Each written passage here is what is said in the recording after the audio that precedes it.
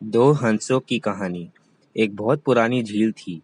वहां पर पशु पक्षियों के साथ हंसों का एक झुंड भी रहता था। उनमें से दो हंस देखने में एक जैसे थे, लेकिन उनमें से एक राजा था और दूसरा सेनापति।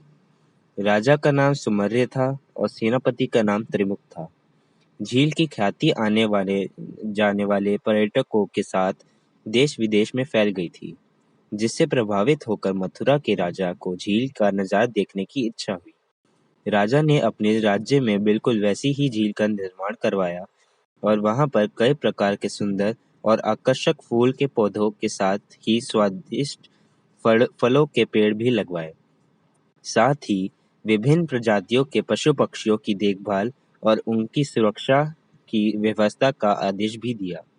मथुरा राज्य का यह सरोवर स्वर्ग जैसा सुंदर था, लेकिन राजा के मन में अभी भी उन दो हंसों को देखने की इच्छा थी, जो पुरानी झील में भी रहते थे। एक दिन पुरानी झील के हंसों ने राजा के सामने मथुरा की झील देखने की इच्छा प्रकट की, लेकिन हंसों का राजा समझदार था। वे जानता था कि अगर वो वहां गए तो पकड़े जाएंगे। उनसे उसने सभी हंसों को मथुरा जाने से मना कर दिया, लेकिन वो नहीं माने। तब राजा और सेनापति के साथ सभी हंस मथुरा की झील की ओर उड़ चले।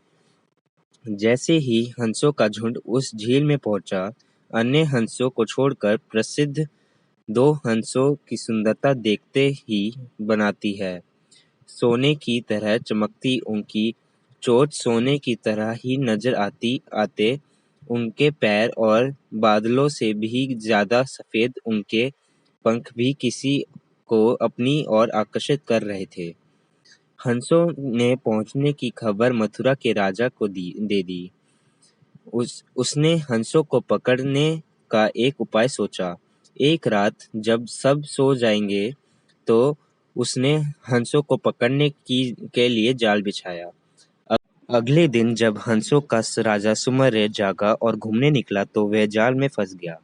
उसने तुरंत ही तेजी आवाज में अन्य सभी हंसों को वहां से उड़ने और अपनी जान बचाने का आदेश दिया। सभी हंस उड़ गए, लेकिन उनका सेनापति त्रिमुख अपने स्वामी को फंसा देखकर उसे बचाने के लिए वहीं रुक गया। इस बीच हंस को पकड़ने के लिए सैनिक वहां आ गए। जब उन्होंने हंसों के राजा को जाल में फंसा हुआ देखा और दूसरे हंस को बचाने के लिए वह खड़ा हुआ देखा, तो वह हंस की स्वामी भक्ति देखकर सैनिक बहुत प्रभावित हुए और उसने हंसों के राजा को छोड़ दिया। हंसों का राजा समझदार होने के साथ साथ दूरदर्शी भी था। उसने सोचा कि अगर राजा को पता चल गया कि सैनिक ने उसे छोड़ दिया है, तो राजा इसे जरूर प्राणदंड देगा। तब उसने सैनिक से कहा कि आप हमें अपने राजा के पास ले चलें। यह सुनकर सैनिक उन्हें कंधे पर बैठकर राजदरबार में ले गया। हंसों को सैनिक ने कंधे पर बैठा देखकर हर कोई सोच में पड़ गया। जब राजा ने इस बात का रहस्य पूछा, तो सैनिक ने सारी बात सच-सच बता दी।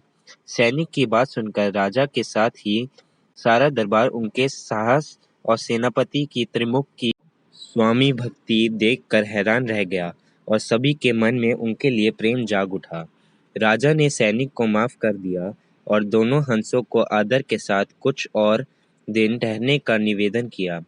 हंस ने राजा का निवेदन स्वीकार कर लिया और कुछ दिन वह रुक कर वापस पुरानी झील में चले गए।